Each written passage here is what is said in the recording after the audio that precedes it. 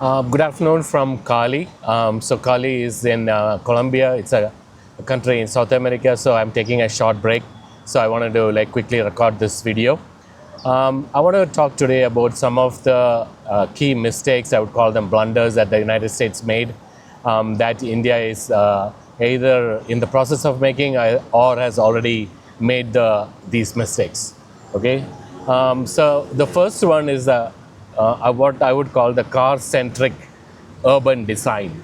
For those of you who know America very well, you will probably know that United States, for the most part, is a city-driven culture, a city-driven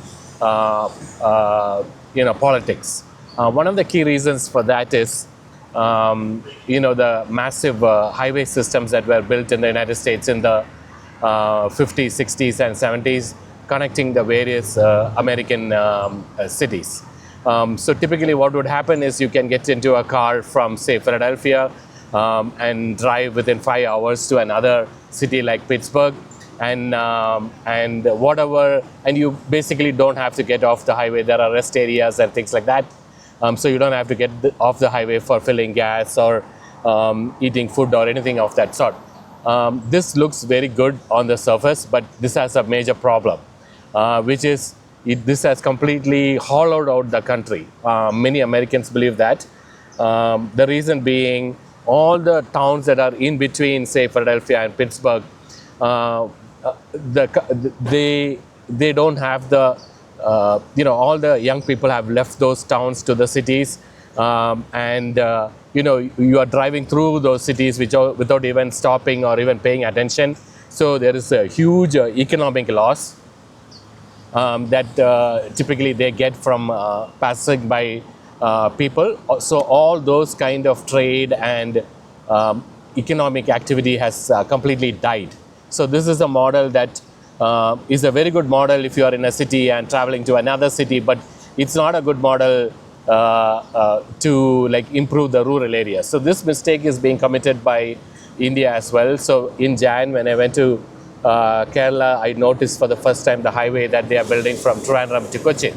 So in between there are lots of towns. For example, I'm from Varkala, and near Varkala there are other towns like Paripalli, Kalambalam, and towns like that, which used to be small, cute towns. But now if you go to the Kalambalam junction, all you see is a big overbridge.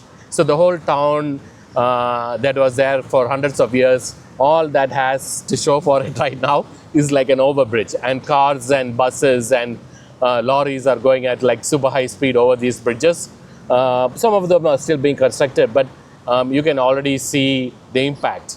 One of the things that happens is, and this has happened in the West also, is after a few decades, people will slowly see the negative sides of these highways. One of the things is the noise. Highways, when cars and trucks and things like that, when they travel at a high speed, they create a lot of noise. It's very difficult to dampen this noise. So the property values that are close to the highway or the railways typically over time will go down. In America, nobody wants to buy a property that is right next to a highway. They know all the negative things that happen when there is a highway like that. So that is one thing, and the same for railways also. Nobody wants to live near a railway track. A lot of homeless people hop onto these trains and go back and forth throughout the country. So that's like a part of a culture in America at this point. So that's something I want to mention, the highway culture. The highway culture also has an impact on cities. America has built highways not just between cities, connecting cities, ignoring the rural areas, but America has also built a lot of highways within cities. So there will be a highway going right through the middle of the city, or there are highways that are looping the cities and so on. So highways also act as a divider. So for example, if you look at India and China, we have a huge border, but then there is a natural boundary between the two countries called the Himalayas. Same for Tamil Nadu and Kerala. Very similar in many ways, but there is a natural, there is the Nilgiri mountains which separate the two states and created a distinctively different cultures.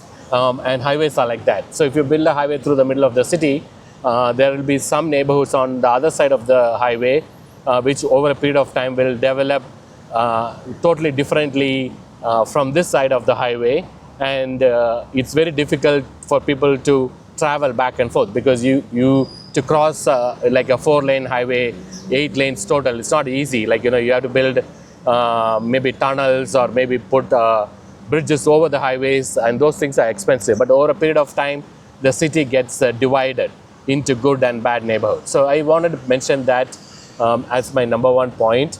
The second is the second issue that the US, that India is copying from the US, is urban sprawl, the suburban sprawl. Increasingly people in the US, even if those that have jobs in the cities, they live in the suburbs. Gated communities, and a lot of independent houses and townhomes. So there are a couple of issues with this. First, it creates instantly a separation between those who live in the city and those who live in the suburb. And those who live in the suburb tend to use the city. I don't want to use the word, but the word that starts with a P, like that. They come in during the weekends for tourism. They want to buy drugs, they will come to the city. They will do all kinds of stuff in the city. They want to go to nightclubs, all that stuff, they will come to the city, but then they will immediately go back to their idealistic suburban houses. Okay, so this is very, very common. And it also is not efficient space-wise. Suburbs are huge, but not many people live when you consider the population density. Cities are very different. Cities are much more cramped, and a lot of people live in a very small space, and I believe that is how typically that, in my view, is more efficient and more better use of space. Instead of having huge houses, you have smaller houses in the city, but then you have public spaces like parks and things like that you can use as an extension to your living room, kind of. Which is what I do. I live in like a tiny junior 1-bedroom apartment, but there's a park in front of me. Whenever I feel like I need more space, I just go hang out there, read a book and things like that. Okay. The third point is the broken educational system. So in the US, as you probably will know, you can only go to school that is related to the area that you live in. So you cannot live in, let's say, one zip code and then pick a school that is better, that is on the other side of the city, like you can do in India. So you have to go to your school. So there's something called the school district. So Indians particularly are very obsessed with the school district. They only live in very good school districts, most of them. So very good school district means very expensive houses. So you will have like 50-year-old houses that requires a lot of renovation, but they are very expensive because they are in a school district that has a very good school. The reason that school is very good is because these expensive houses pay a lot of property taxes, which is what is basically funding the school. So it's kind of a symbiotic relationship. You have expensive housing, but good school districts. And this is totally different from the school districts in the city. I don't know of a single Indian American who sends their children to the schools in the city. They typically send their children to private schools in the city, which are very expensive. Private schools in cities are more expensive than a lot of universities. So the reason for that is the cities don't have enough funding to have proper schools. There is a lot of violence and a lot of activities in these schools, and you will definitely won't graduate with a good with good grades. So it will be very difficult for you to find good college admissions and things of that nature. So this is happening in India also, although kind of in the reverse. So in India, you can send your kids to whatever school that you want, and in the late 70s and 80s era that I'm very familiar with in India, even private schools, most of us go to government schools, particularly in Kerala. Most people in the 80s and 90s used to send their kids to government schools. They were pretty good. But now there are a lot of private schools that are kind of very exclusive. So instead of education being cheap, as the middle class is growing, they are slowly taking their kids away from government schools and sending to these private schools that are just a sort of a cartel. They charge like 50,000 rupees a semester for education, which in the government school was is practically free.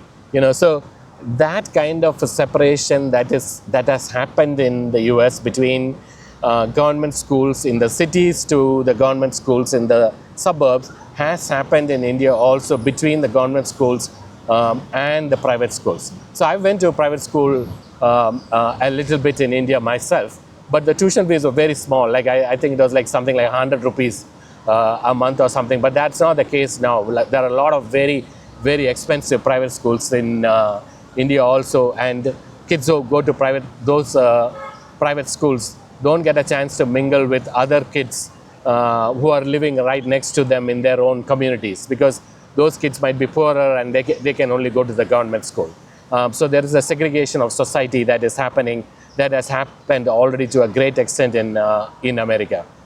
So the next point I want to talk about is over-regulation of real estate. This is a huge problem in the United States. As you know, right now, if you want, you can buy small, tiny homes that are already prefabricated in places like China and even in the US. Then in the US, you also have like manufactured homes, which are very cheap. You can get a very good entry-level manufactured home for like 50,000. And if you have a piece of land, you can just install the manufactured home or tiny home there. But now regulations are getting tougher and tougher. These communities, let's say you are in a good school district and you buy a piece of land and you want to park your tiny home there, these school districts have created laws that will prevent you from doing that. Because if there is a piece of land, they want expensive houses to be built there, because once expensive houses are built, they will get higher property taxes for their school district. So if you go and set up your own cheap manufactured home there, the school district has nothing to gain from it. So this is clearly against the interests of the people, I would say, because right now the need of the hour everywhere in the world, including India and the US, is affordable housing.